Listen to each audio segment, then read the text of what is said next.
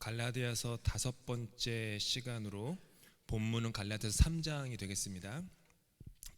들어오시면서 받으신 유인물 성경 말씀이 있는데 이게 3장은 약간 길이가 있어가지고 앞뒤로 되어 있습니다.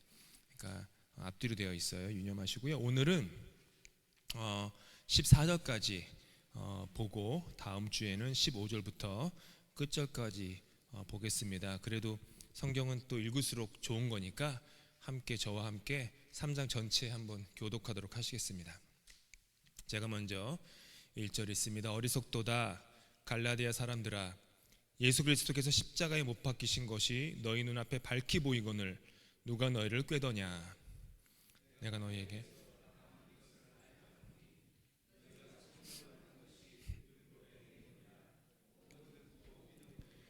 너희가 이같이 어리석으냐. 성령으로 시작하였다가 이제는 육체로 마치겠느냐.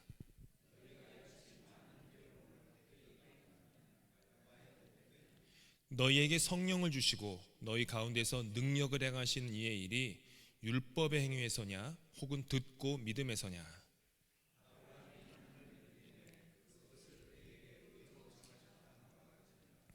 그런즉 믿음으로 말미암은 자들은 아브라함의 자손인 줄 알지어다.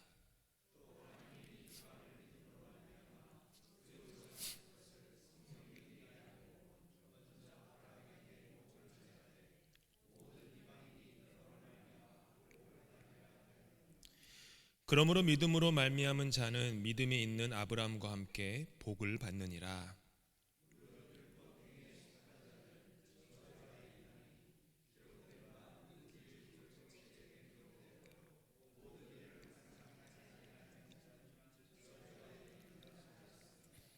또 하나님 앞에서 아무도 율법으로 말미암아 의롭게 되지 못할 것이 분명하니 이는 의인은 믿음으로 살리라 하였음이라.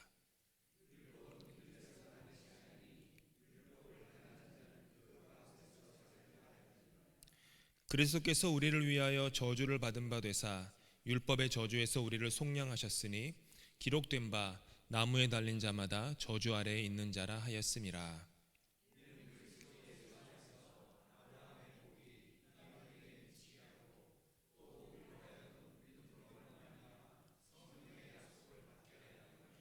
형제들아, 내가 사람의 예대로 말하노니 사람의 언약이라도 정한 후에는 아무도 패하거나 더하거나 하지 못하느니라.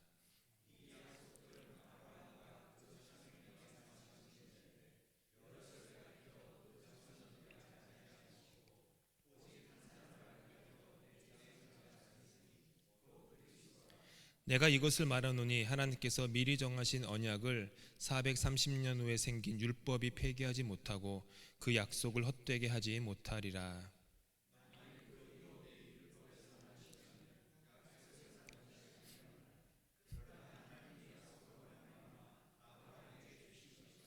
그런즉 율법은 무엇이냐? 범법함으로 더하여진 것이라. 천사들을 통하여 한 중보자의 손으로 베푸신 것인데 약속하신 자손이 오시기까지 있을 것이라.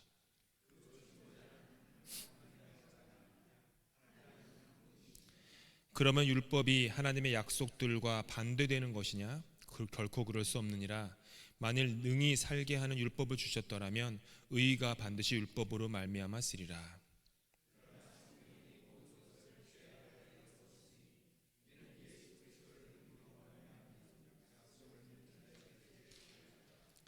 믿음이 오기 전에 우리는 율법 아래에 매인 바 되었고 계시될 믿음의 때까지 갇혔느니라.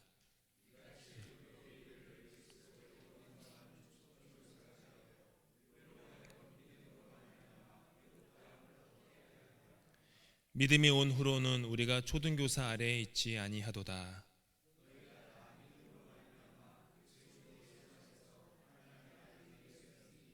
누구든지 그리스도와 합하기 위하여 세례를 받은 자는 그리스도로 옷 입었느니라.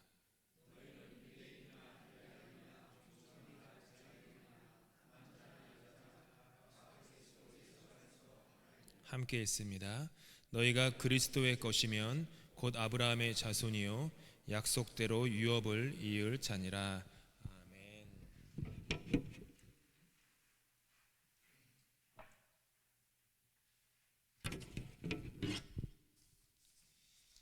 그 김창락 교수님이라고 성서신학자 분이 계시는데 그분이 그 갈라디아서, 저는 책은 없지만 워낙 예전 분이셔서 좀 저는 잘 모르지만 작고 하셨을 것 같은데, 예전 오래된 신학자셔서 책은 없지만은 그분이 하셨던 그 예화가 하나가 있습니다. 갈라디아서에 나오는 그 교회의 모습을 든 예화인데요. 그 예화로 한번 오늘 성경 공부를 시작하고 싶습니다. 이제 한 신앙 공동체가 있었어요. 그 신앙 공동체가 있었는데 그 안에는 여러 다양한 사람들이 그 교회의 구성원이었습니다. 어느 날 그 교회에서 신앙 집회를, 우리로 치면은 부흥회, 사경회, 말씀 축제 이런 걸 하기로 결정을 했는데 교회에서 하지 말고 좀 다른 곳에 가서 하자. 그래가지고 교회에서 좀 꽤 떨어진 한 섬에 있는 그 수양관에서 신앙 집회를 하게 되었습니다. 돈이 많은 교인들은 자기의 자비로 항공권을 샀습니다. 그런데 같은 교회에 있었던 그렇지 못한, 형편이 넉넉하지 못한 교인들은 그 조각배를 이용을 해가지고 그 섬까지 갈 수 있는 그런 돈도 없었습니다. 그래서 그 집회를 주관한 주최 측에서 차별 없이 모두에게 항공권을 무료로 제공하기로 결정합니다. 좋은 소식이죠. 그러자 불평이 올라오기 시작했어요. 이미 항공권을 예매해 놓고 있던 부자들이 불평을 하기 시작한 거예요. 다른 교인들보다 자신들의 우월함을 이렇게 드러내고 유지시키기 원했기 때문이죠. 그래서 그들은 주최 측에 조건 하나를 달아서 요구를 합니다. 그게 뭐였냐면, 좋다, 그러면 자신들은 비행기에 특별석을 차지해야 하고, 무료 탑승자들은 정장 차림으로 비행기의 말석을 차지해야 한다. 벌어지지는 않을 일이지만 이 교수님이 얘기하는 포인트는 바로 이것이 갈라디아 교회의 모습이었다라고 하는 거예요. 갈라디아에 있는 교회들에 있는 특권층, 누구죠? 유대주의자들이겠죠. 그 유대주의자들이 저지른 그 나쁜 일이 있는데, 그게 뭐냐면 자기들에게 주어진 공짜의 선물, 은혜의 선물을 받아들이려고 하지 않았다라는 거예요. 그렇죠? 내가 돈이 있는데 공짜 받아들이지 않아요. 근데 더 나쁜 건 뭐냐면, 값을 지불할 수 없는 사람들, 비유로 보면은 유대인이 아닌 이방인, 죄인인 거예요. 의롭게 될 수 있는, 값을 지불할 수 없는 그 사람들이 자신들과 동등한 자격을 가지지 못하게 했던 것이죠. 이게 유대주의자들의 그 악한 행위였어요. 이 교회라고 하는 곳은요, 이 자격으로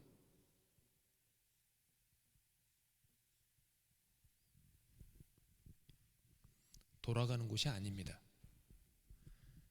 교회를 제외한 대부분의 조직은 이 자격으로 돌아갑니다. 영어로 하면 entitlement.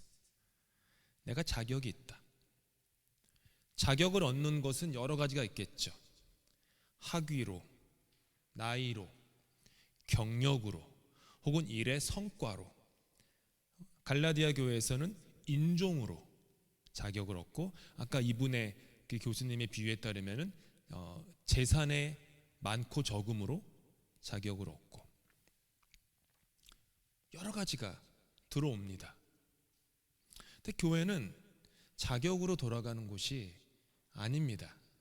왜냐하면 교회는 예수 그리스도께서 하신 일로 말미암아 부르심을 받은 사람들의 공동체이기 때문입니다. 아시겠죠? 교회는 예수 그리스도가 내가 한 일이 아니에요. 내가 한 일이 아니라 예수 그리스도께서 십자가에서 자신을 죽이심으로 하신 그 공로로 말미암아 부르심을 받은 사람들의 모임입니다. 그래서 자격을 논할 수가 없는 거예요. 율법은 늘 자격을 요구하고요. 복음은 늘 은혜를 말합니다.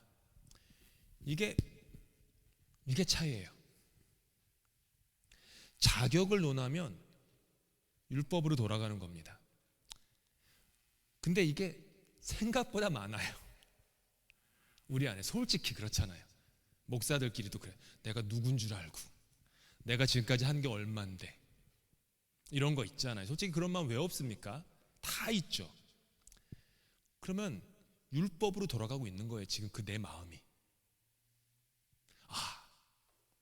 값없이 주어졌는데 이 삶도, 내가 지금 하는 일도, 내 앞에 있는 이 사람도 값없이 나에게 준 하나님의 은혜인데, 그러면 내 마음속에 뭐가 돌아가는 거예요? 복음이 돌아가고 있는 거예요. 요거 보면 돼요. 지금 저와 여러분의 마음의 상태가 자꾸 자격 이렇게 하면요, 내가 지금 나도 모르는 사이에 율법주의로 빠져가고 있구나, 내가 지금 바리새인이 되고 있구나, 경고등이 막 울리는 거고요. 내 마음속에 제 은혜가 있고 감사하면요, 복음이 있는 거예요. 어떻게 보면 신앙생활은 참 너무 인간이 연약해서 여기 사이에서 계속 줄다리기를 하는 것 같아요. 근데 제가 말하는 것은 완전히 여기로 옮겨오실 수는 없을 거예요. 저를 보면서 저도 자신이 없어요, 솔직히. 왜냐하면 서운한 마음이 들 때가 왜 없어요? 일하다 보면은. 그렇죠? 집에서도 그런 거 있잖아요. 부모로서 가정도 똑같아요. 이 엄마가 이 나쁜 놈의 자식, 내가 엄마가 너를 위해서 한 일이 얼만데 내가 너한테 라이드 해준 게 얼마고, 가게 구멍가게에서 잠도 못 자고 일하면서 내가 너 키운다고 얼마나 고생했는데, 뭐 얘기하는 거예요? 자격, 엄마의 자격. 집에서도 이게 돌아가요. 그러면 그 얘기를 들으면서 애들이 엄마 맞아요, 어머니 말씀이 전부 다 너무 맞습니다, 제가 회개합니다, 이런 일 벌어지지 않아요. 왜? 율법으로 말하면요, 사람이 안 변해요. 그러니까 그런 게 있죠. 그래서 어려워요. 다만 제가 드리고 싶은 말씀은, 완성은 못 되지만 내 안에 어떤 게 돌아가고 있는지 알기는 하자라는 거예요. 무슨 말씀인지 알겠죠? 율법이 돌아가네, 지금 내 마음에. 예배 드리는데 율법이 마음에 있네. 내가 지금 뭔가 부엌에서 봉사하는데 자격, 율법, 이게 내가 돌아가네. 이게 아니네. 하나님께 무릎 꿇어야겠다, 기도해야겠다, 말씀 들어야겠다, 말씀 읽어야겠다, 이런 어떤 것으로 적어도 알자는 얘기죠. 그래서 바울 사도께서는 우리가 지난주에 봤지만 2장 말미에서 그 율법 신뢰하기를 멈추라고 얘기합니다. 그게 이제 2장 19절에서 내가 율법에 대하여 죽었나니라고 말해요. 율법에 대해서 나는 죽었다. 율법을 신뢰해서 혹은 율법으로 내 삶을 운영하고 지탱하는 일을 나는 멈췄다. 죽은 자는 말이 없으니까 안 한다는 거죠. 죽은 자가 뭘 해요? 대신 바울은 예수 그리스도께서 자신을 위해서, 우리를 위해 하신 일을 신뢰하자고 얘기해요. 그게 뭐냐면 같은 구절에 2장 19절에 뭐라고 얘기하냐면은 하나님에 대해서 살려 함이라. 그러니까 율법에 대해서는 죽고 하나님에 대해서는 살려 함이라. 복음에 대해서는 살겠다, 이 얘기예요. 근데 우리는, 또 세상은 복음에 대해서는 죽고 율법에 대해서는 살려고 하죠. 복음으로 시작을 했는데, 갈라디아 교인들이 복음으로 시작을 했는데 자꾸 율법으로 향하려고 한다라는 거죠. 율법이 자꾸 틈타요. 저와 여러분이 참 좋아하는 성경 구절이잖아요. 지난주에 우리가 공부했는데 다시 한번 읽어봅시다. 이거 시작. 내가 그리스도와 함께 십자가에 못 박혔나니 그리스도께서 사시는 것이라. 이제 내가 육체 가운데 사는 것은 나를 사랑하사 나를 위하여 자기 자신을 버리신 하나님의 아들을 믿는 믿음 안에서 사는 것이라. 한번 곰곰이 보세요. 참 좋아하시는 말씀이잖아요, 우리가. 네? 너무 아름다운 말씀입니다. 내가 십자가에 못 박혔다. 내가 사는 것이 아니다. 내가 육체 가운데 사는 것은 내가 나를 사랑하사 나를 위해서 자기 몸을 버리신 하나님의 아들을 믿는 믿음 안에서 사는 것이다. 그런데 이런 은혜의 복음의 진리조차 어떤 사람들은요, 이런 말씀을 막 얘기하면서 밑바닥에는 나 자신의 아주 거세고 드센 열심 어린 신앙을 드러내는데 이 말씀을 사용합니다. 나 봐라, 내가 사는 것이 아니야. 나는 십자가에 못 박혔어. 예수가 내 안에 사는 거야. 근데 그 위에 뭐가 있어요? 내 안에 드센 열심, 죽음까지도 불사르는 이 열심. 이런 말을 하면 믿음이 좋아 보이죠. 대단해 보이죠. 그러니까 저러면 대단하다. 그러니까 선교사님 하시지. 그러니까 목사님 하시지. 그러니까 목회를 크게 하시네. 이렇게 되는 거예요. 사실은 근데 복음이 담긴 저 성경 구절을 말하면서도 자기를 드러내는 데 사용을 하는 거죠. 그러니까 이게 신앙이요, 아주 쉬워요. 근데 무진장 어려워요. 저런 마음들이 내 안에 돌아가고 있기가 너무 쉽기 때문에 어려운 거예요. 율법은요, 우리 영혼에 아주 깊숙한 곳에 은밀하게 숨어 있는 거죠. 바울 사도께서는 이제 제가 지금 2장과 3장을 연결하려고 지금 약간 그 다리처럼 말씀을 드린 거예요. 이제 3장에서 복음의 크기와 깊음에 대해서 설명해 나가세요. 이것을 지금 전하시는 바울 사도의 마음이 무척이나 격양되어 있으세요. 3장 2절에서 다만 막 동그라미 한번 쳐봐. 다만 이것을 알려 하노니. 1절에서 어리석도다. 또 3절에서 어리석도다. 한번 동그라미 쳐보시면 이게 바울 사도의 지금 감정이에요. 내가 다만 이걸 말하려고 한다. 제발 좀 들어라. 이 어리석은 사람들아, 어리석다. 그리고 5절까지 계속 어떤 문체로 얘기해요? 질문문으로 얘기해요. 질문으로 하잖아요. 질문. 그런 거냐? 계속해서 그렇게 얘기하세요. 누가 너희를 꾀더냐? 듣고 믿음으로냐? 그렇게 육체로 마치겠느냐? 헛되이 받았느냐? 과연 그게 헛된 거냐? 율법의 행위냐? 듣고 믿음에서냐? 계속 질문으로 얘기해요. 질문문. 바울 사도가 지금 매우 감정이 격양되어 있어요. 근데 지금 격양된 이거는, 우리들은 감정이 격양되면 나 자신의 자존심이나 이 유익을 지키기 위해서 격양되지만, 사도 바울은 선생님은 지금 개인적으로 기분이 상한 게 아니에요. 지금 갈라디아 지역에 있는 여러 교회들에서 벌어지고 있는 일이 있는데, 그 표면에 있는 유대인이냐 이방인이냐라고 하는 그 표면적 모습 말고 그 밑바닥에는 예수 그리스도의 죽음을 헛된 것으로 만들어버리는 일들이 벌어지고 있다, 이 얘기예요.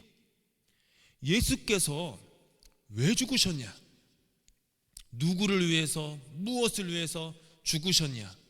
근데 왜 당신들은 여전히 율법으로 돌아가서 자격을 논하면서 나는 유대인이다, 당신은 이방인이니까 자격이 없다, 할례를 받아라, 유대교의 그 규례를 지켜라, 이렇게 자격을 얘기하면서 왜 예수 그리스도의 죽음을 소용없는 것으로 만들어버리느냐? 사도 바울이 격양될 수밖에 없는 거예요. 하나님의 독생자가 십자가에 달려 죽으셨는데 어떻게 그토록 십자가를 헛된 것으로 만드냐? 그들은 지금 예수 그리스도께서 그들에게 행하신 것, 복음이죠. 그들을 위해서 행하신 것에서 떨어져 나가서 자신들의 행위로 의로움을 얻고자 하였기에 바울 사도의 말씀대로 그들은 미혹을 받은 거고요, 성령을 떠나고 있는 것이죠. 그들의 이와 같은 일탈, 복음으로부터의 일탈이 이토록 어리석은 이유는 1절에서 말하듯이 예수 그리스도께서 십자가에 못 박히신 것이 그들 앞에 밝히 보았기 때문이에요. 보았다. 십자가를 보았다. 보이시죠? 네.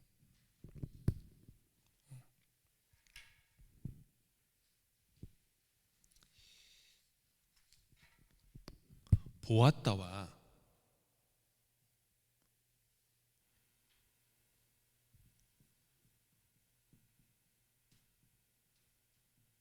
보아서 아는 것과 대하여 아는 것은요, 하늘과 땅 차이입니다. 대하여 아는 사람과 본 사람은요 달라요. 아무리 어느 지역이 좋은 여행지를 거기에 대해서 책을 보고 해도요, 거기 가본 사람과는 비할 수가 없는 거예요. 우리 장로님 산티아고 가셨지만 산티아고에 대해서 다 알아요. 여기 장로님 빼고 다 알아요. 장로님만 보셨어요. 우리가 산티아고 순례길을 아는 것과 장로님이 아는 것의 수준이 같을까요? 결코 같을 수 없어요. 결코. 아무리 해발이 몇 미터다, 그리고 거기 무슨 식당이 있다, 아무리 리스트가 있어도요, 직접 보신 분과는 잽이 안 되는 거예요. 예수에 대하여 아는 것이 우리를 의로움으로 이끌지 못합니다.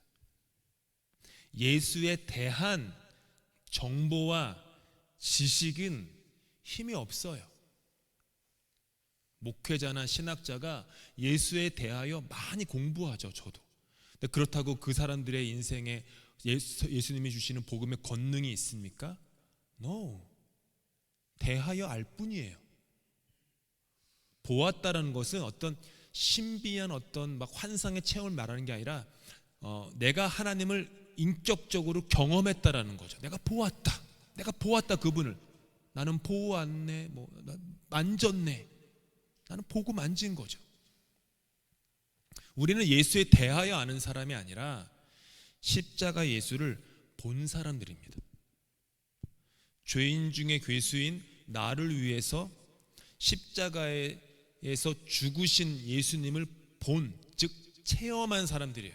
나의 사건으로 받아들였다라는 거예요. 그게 예수의 죽음에 대해서 아는 것은 그게 그냥 그런가 보다라는 건데, 예수의 죽음을 본 사람은 나를 위해서 그러셨구나.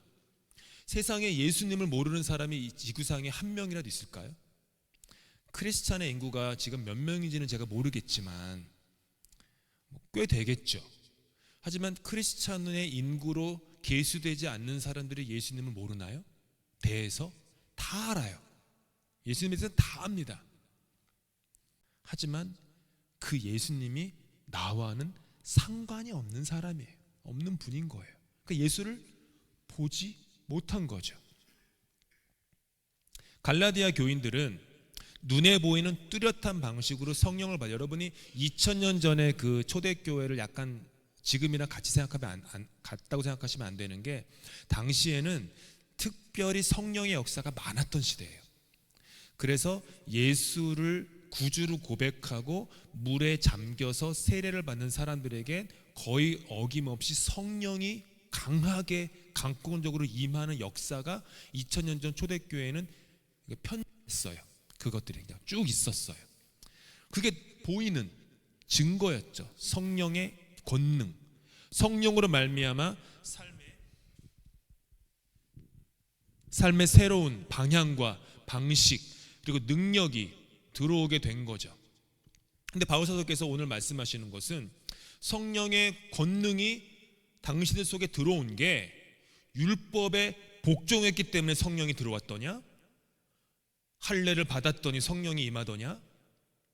율법에 나온 규례를 지키니까 성령을 받아서 뭐 방언하거나 예언하거나 통변하거나 그러더냐? 가르치는 막 능력이 생기더냐? No, 아니라는 거죠. 복음을 듣고 믿었다. 즉 조건 없는, 하나님의 조건 없는 사랑, 하나님의 차별 없는 사랑을 그들이 듣고 믿었을 때 성령이 권능으로 그들에게 임하지 않았느냐. 그게 지금 갈라디아 교인들이 경험했던 성령의 체험이었어요. 무슨 말씀인지 아시죠? 성령의 체험은 그들이 복음을 듣고 믿을 때 성령이 임했어요. 그러니까 바울의 계속되는 논지는 율법이 앞선 것이 아니다라는 거예요. 계속해서 그 얘기를 하는 거 오늘 내내 3장 내내 그 얘기예요. 율법이 선행되지 않았다. 율법이 선행돼서 성령을 받으면요, 내가 기도 열심히 하니까 성령 받았다. 그게 뭐예요? 율법이에요. 그렇잖아요. 내가 기도 열심히 하니까 은사를 받았다. 율법이에요. 무슨 말씀? 내가 기도를 열심히 하니까 그 다음에 그러니까 나의 행위가 선행되잖아요. 언제나 그 말에는 그걸 그렇죠. 나의 행위에 대한 결과로 하나님의 값없는 은혜가 왔는데 값없지 않죠. 내가 행했으니까 내가 구매한 거죠. 어떻게 보면 나의 행위로. 그러니까 바울 사도는 너희들 봐라. 갈라디아 교인들아, 너희들이 세례 받을 때 다 성령을 받았는데 너희들이 율법 지켜서 받았니? 할례 받아서 받았니? 아니지 않느냐. 그냥 내가 전한 복음의 말씀을 너희가 듣고 믿어요. 그러니까 성령 임하지 않았냐. 그 얘기를 하는 거예요. 듣고. 그래서 2절에서 율법을 준수함으로 성령을 받은 것이냐? 그러다가 아니면 5절에서 듣고 믿음 때문이냐라고 반문하시는 거예요. 믿음으로 말미암은 들음 때문에 성령의 능력을 받아 새로운 삶을 시작했는데 다시 인간의 노력으로 돌아가고 있는 그들을 보니까 바울 사도가 당연히 뭐라고 해요? 어리석구나. 바보 멍청구리들이구나. 저와 여러분은 그 복음으로 말미암아 구원을 받았습니다. 우리의 행함이 아닌 예수 그리스도의 행함 때문입니다. 그런데 이 복음의 역할에 대해서는 헷갈려 해요. 제가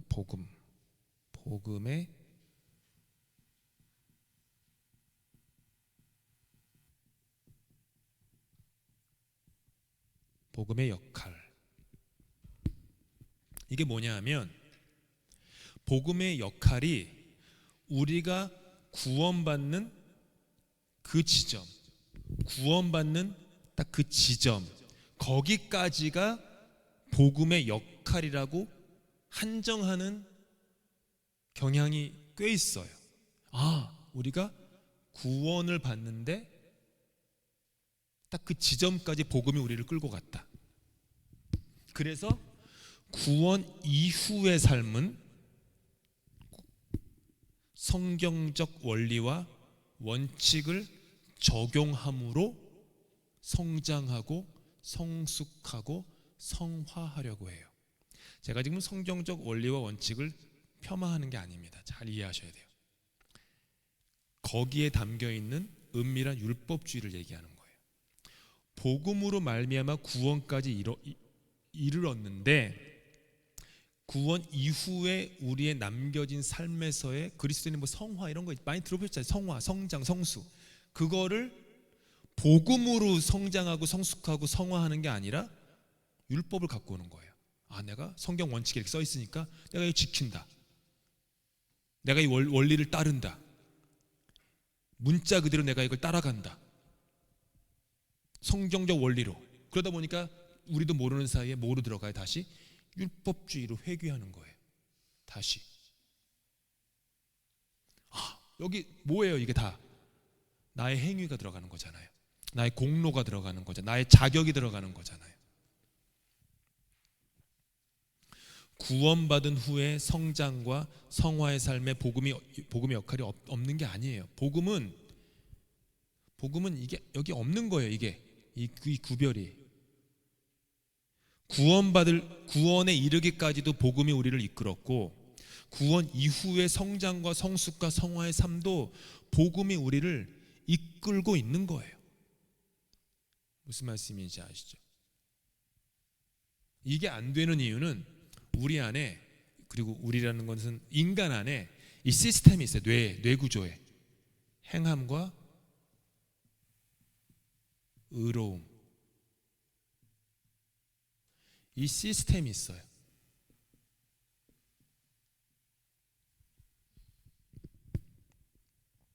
행함을 통한 의로움, 이게 인간의 지성과 이성에 받아들여지기 훨씬 쉽죠. 나 자신의 삶을 주장하려는 우리의 인간의 욕망에 더 가깝기 때문이죠. 자꾸 여기로 돌아가는 거예요. 그래서 바울 사도께서는 6절에서부터 복음을 더욱 깊이 설명하기 위해서 한 사람을 소환합니다. 6절에서부터 나오는 분이 있어요. 누구죠? 네?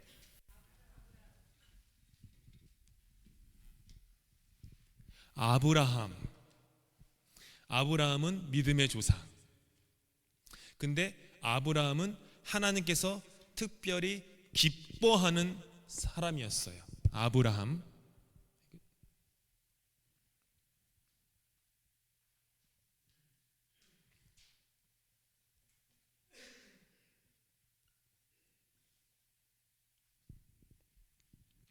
하나님이 기뻐하시는 자였는데, 그렇다면 아브라함의 어떤 점이 하나님을 기쁘시게 하였단 말인가? 그러니까 하나님이 기뻐했다라는 것은 바울 사도께서 신학적으로 보면은 이게 하나님이 기뻐했다, 좋아했다는 뜻을 넘어서요, 하나님이 인정했다, 하나님이 의롭다 여겼다라는 그 뜻으로 가는 거예요. 그래서 어떤 점에서 아브라함이 하나님을 기쁘시게 하였냐? 바울 사도의 논지는 단순해요. 율법 때문이 아니었다. 율법의 행위를 지켜서 하나님이 아브라함을 기뻐하신 것이 아니다. 굉장히 단순한데 사람들이 놓치고 있는 게 뭐냐면, 바울 사도가 보실 때 아브라함 때에는 율법이 존재하지가 않았어요. 율법은 언제 존재하죠? 누구 때에? 맞아요. 자신 있게 얘기하셔도 돼요. 잘 아시는 거예요. 모세 때.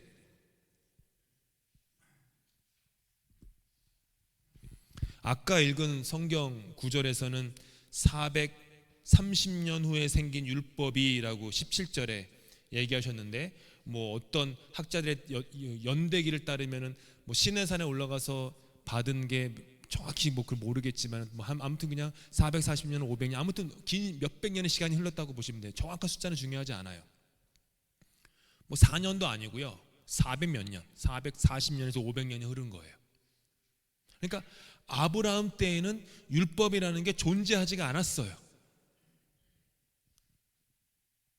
근데 어떻게 하나님이 아브라함을 기쁘게 여겼냐? 어떻게 아브라함을 의롭다 여김을 받았냐? 바울 사도께서 6절에 이렇게 말씀하시는 거죠. 아브라함이 뭐라고요? 하나님을 뭐예요? 믿음에, 이거예요. 아브라함이 하나님을 믿음에, 그것을 그에게 의로 뭐예요? 정하셨다. 이게 창세기 15장 6절에 있는 말씀인데 조금 달라요. 여기 보니까 이제 아브라함이 아직 아브라함으로 되기 전이죠. 그러니까 이름도 바뀌기 전이에요. 아직은. 아브람이 여호와를 믿으니 여호와께서 이를 그의 의로 뭐예요? 여기시고. 제일 중요한 단어가 여기서 두 개예요. 믿으니, 그 다음에 뭐예요? 여기시고. 요거 두 개예요. 받으신 그 갈라디아서에는 정하셨다가 여기셨다라는 똑같은 말이에요. 지금 하나는 헬라어, 하나는 히브리어로 쓰여진 거예요. 하나님을 믿음의 의롭다 여기셨다. 아브라함이 자신의 행위로 말미암아 의롭다 인정받은 게 아니라는 거죠.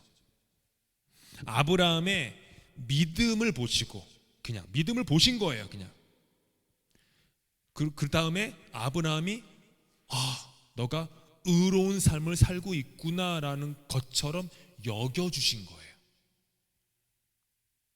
여겨주셨다라는 것은 이 특별한 그 히브리어자 헬라어인데, 이것은 법적인 신분이 누군가에게 넘겨진 걸 뜻해요.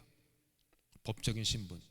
그러니까 채무자와 채권자를 한번 비교하는 게 제일 좋아요. 왜냐하면 채무자와 채권자의 관계에서 나온 단어이기 때문에, 채무자가 빚을 다 갚은 것으로 여겨주었다. 채권자가 이거예요.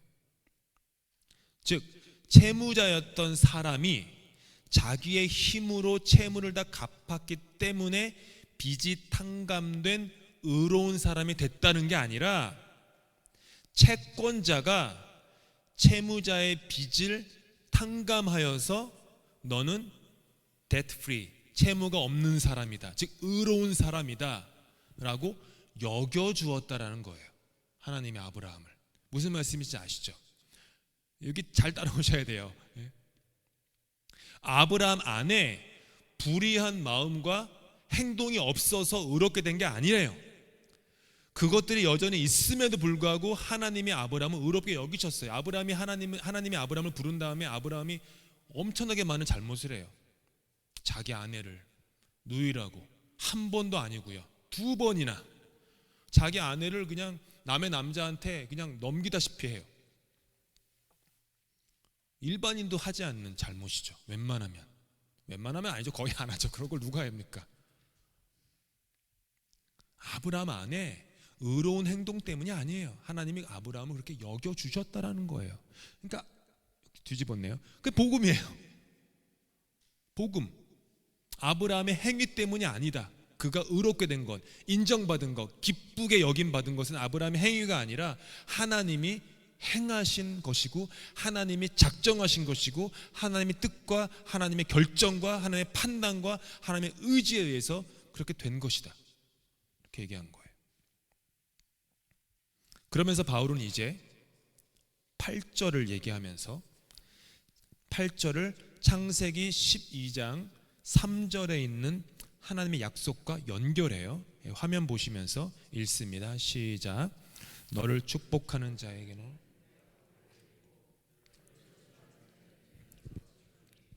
땅의 모든 족속이 너로 말미암아 복을 얻을 것이라.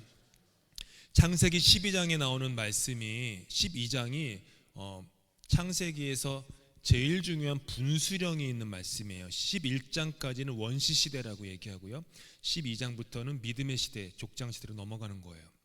그래서 12장이 어떻게 보면 창세기에서 가장 중요한 장인데, 그때 하나님이 아브라함을 찾아오셔서 아브라함을 의롭다 하시고 부르시는 내용이 12장이에요.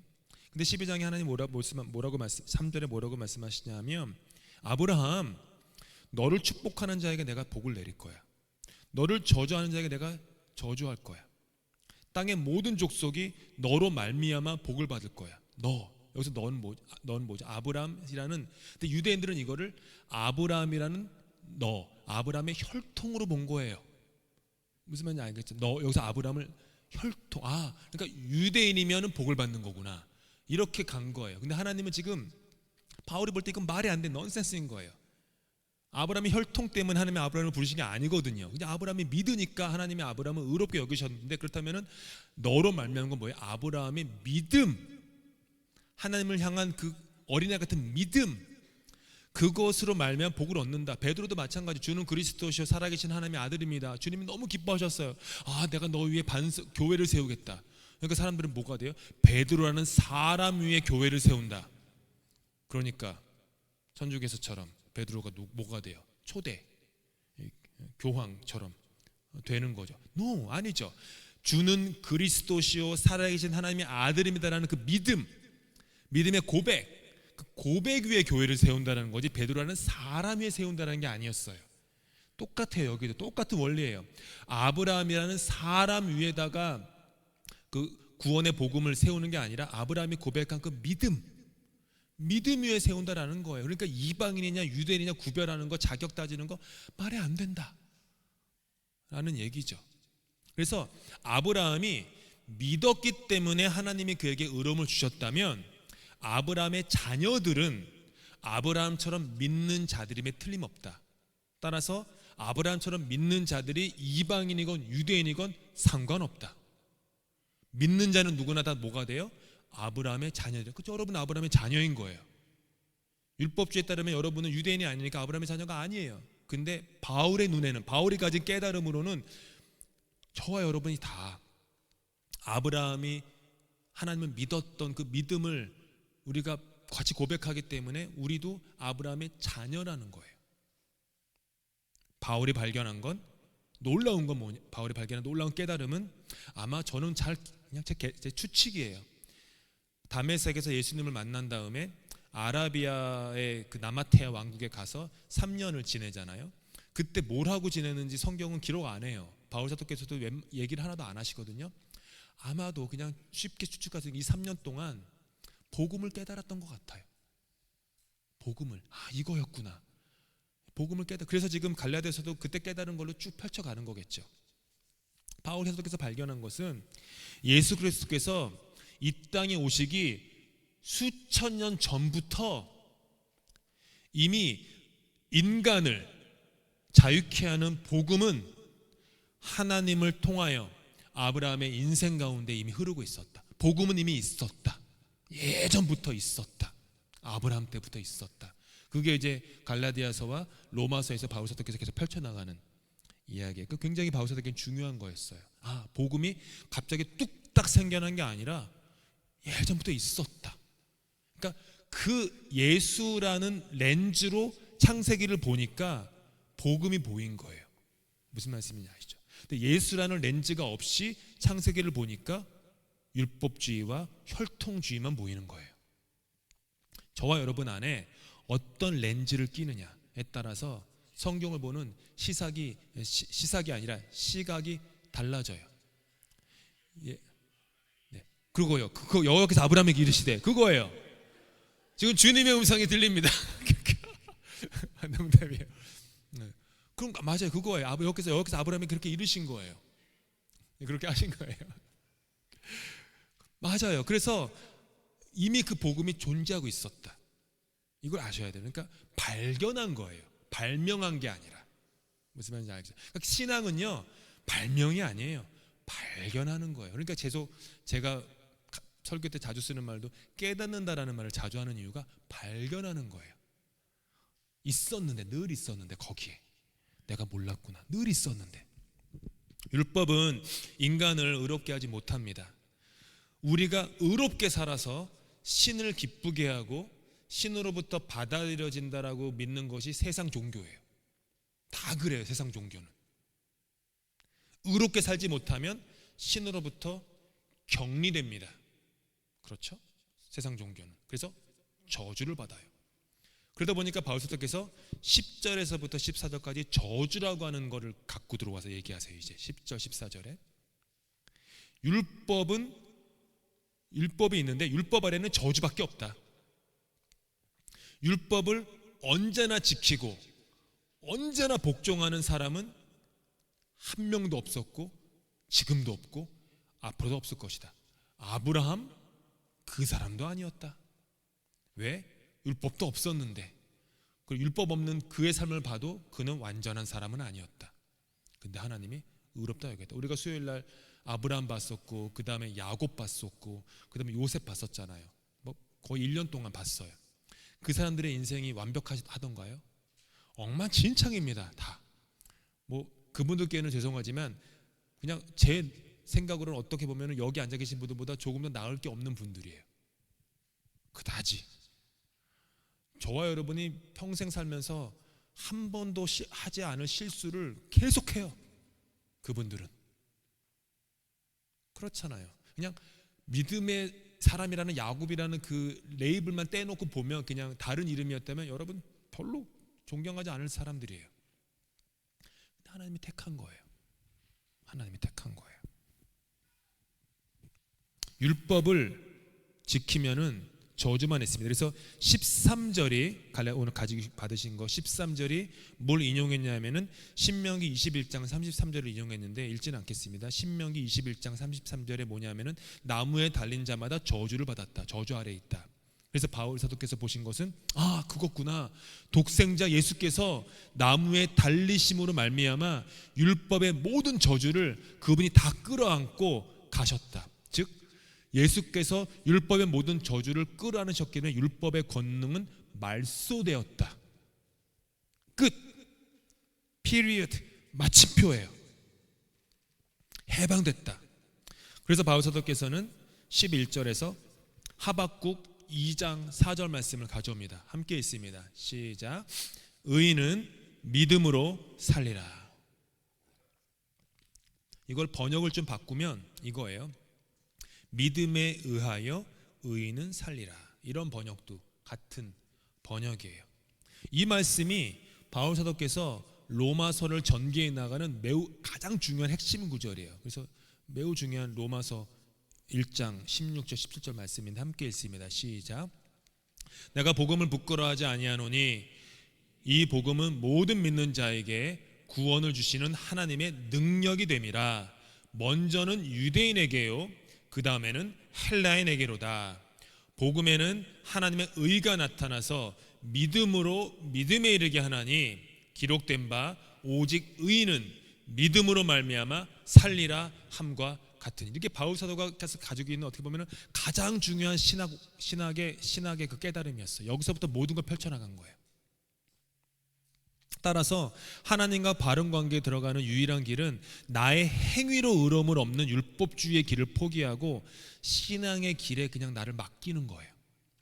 하나님을 그분의 말씀으로 그냥 받아들이고 그분의 사랑을 신뢰하는 거예요. 하나님이 날 사랑하셔. 나 망하게 안 둬.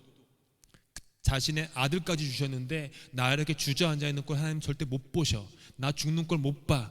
하나님은 나 망하는 걸 못 봐. 이런 것이 복음에서 오는 깨달음이에요. 하나님의 그 행하심에 위탁하는 거예요. 들의 꽃도 먹이시고 공중에 나는 새도 다 하나님이 하시는데 하물며 우리일까 보냐. 거기서 오는 믿음이죠. 성경 공부를 마치려고 합니다. 성탄절이 다가오고 있습니다. 선물들 이미 준비하시는 분도 있을 거고 준비해 놓으신 분도 있을 거고 고민하시는 분도 있을 거예요. 고민하실 분도 있고 익히 예상하기에는 제 아이들인 아이니와 이한이는요 성탄절에 저랑 제 아내에게 줄 선물 준비로 조만간 여념이 없고 벌써부터 생각하는. 우리 이한이는 걔가 별로 생각이 없으니까 아직 생각 안 하겠지만 아이니는 왜요? 뭐라 그런 게 아니에요. 남자이니까. 아이니는 1년 전부터 고민하는 것 같던데요. 보니까 저와 제 아내도 코스코에 갈 때나 어디 몰에 가면은 우리 아이니한테 이한이한테 뭐 줄까? 그러면서 옛날에 걔네들이 했던 말들을 자꾸 되짚어요. 뭐 필요했다고 했는데 뭐 원했다고 했는데 이런 거 막 되짚어요. 그런데 저와 아내는 아이들이 그동안 저희에게 했던 의로운 일들의 리스트를 1년 동안 모아두었다가 거기에 합당한 선물을 고르지 않습니다. 산타 할아버지께서는 그러실지 모르지만 저희는 그렇게 하지 않습니다. 아이니와 이한이가 저희를 위한 선물을 준비할 때 지난 1년 동안 저희가 자신들을 혼냈던 리스트를 몰래 가지고 있다가 거기에 맞게 저희들을 향한 선물을 하향 조정하지 않을 겁니다.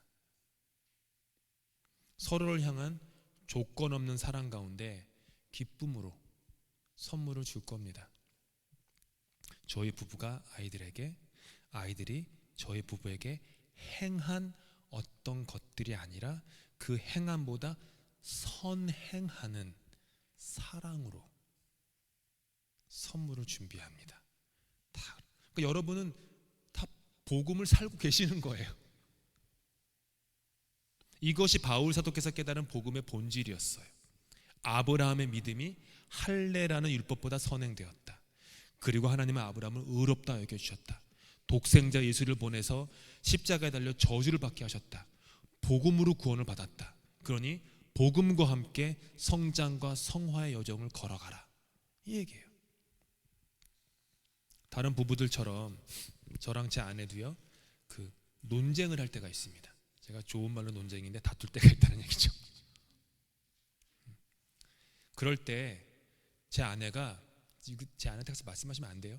제 아내가 저에게 하는 말이 있어요. 근데 이 말을 딱 하면 제가 벙어리가 돼요.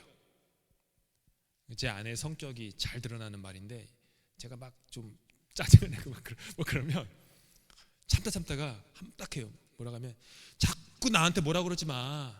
내가 누군지 알아? 내가 손동이 아내야. 손동이가 얼마나 대단한 사람인데 내가 그 사람의 아내야. 그러니까 나한테 뭐라고 하지 마. 이래요. 진심을 담아 얘기해요. 진심으로. 할 말이 딱 없는 거예요. 근데 깨달은 게 뭐냐면, 그게 복음으로 구원받고 성화의 길을 걷는 저와 여러분의 이야기예요. 세상은 여러분을 정죄해요.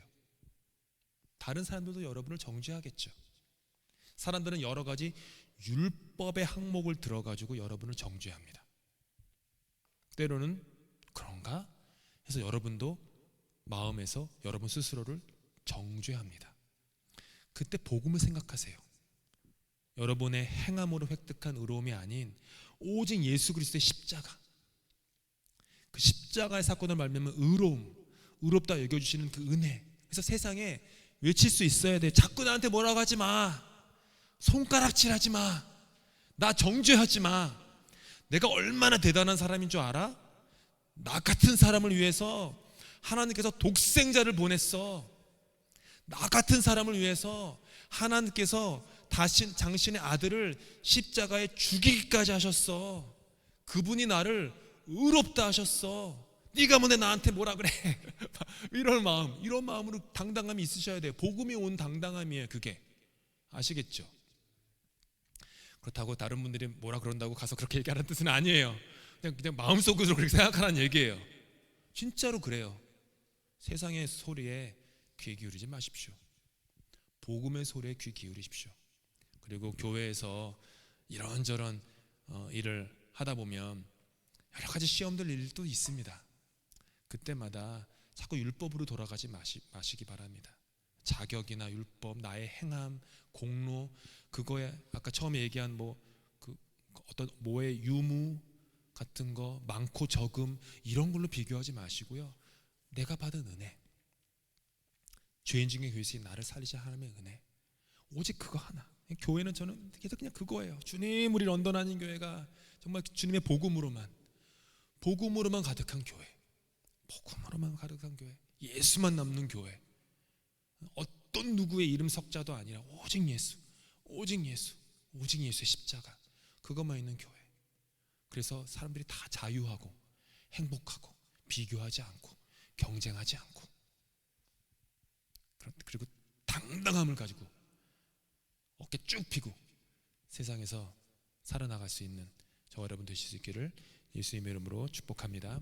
함께 기도하겠습니다. 하나님, 복음입니다. 우리의 행함이 아닙니다. 주님께서 하신 것입니다. 우리가 행해봤자 뭘 더 행하겠습니까? 하늘을 두루마리 삼고 바다를 먹물 삼아도 그 행함이 어찌 하나님을 조금이라도 담을 수 있겠습니까? 우리 몸을 불사르게 내어주고 만만의 강수 같은 기름을 쏟아 부은다고 하더라도 어찌 율법을 만족시킬 수 있겠습니까? 더 이상 율법을 만족하려는 우리의 생각들을 내려놓고 오직 복음으로, 오직 예수의 행함으로만 돌아가게 하여 주시옵소서. 주님께 붙잡힌 바 되어서 살아가는 교회 되게 하시고, 이 런던 한인교회가 오직 복음에 사로잡힌 복음의 은혜로만 성장하고 성화하고 성숙하는 그런 교회, 그런 모든 성도 다 될 수 있도록 주님 함께하여 주시옵소서. 주기도문으로 우리 예배 마칩니다. 하늘에 계신 우리 아버지의 이름을 거룩하게 하시며 아버지의 나라가 오게 하시며 아버지의 뜻이 하늘에서와 같이 땅에서도 이루어지게 하소서.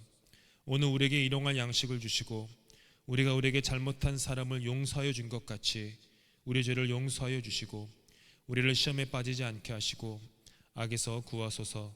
나라와 권능과 영광이 영원히 아버지의 것입니다. 아멘.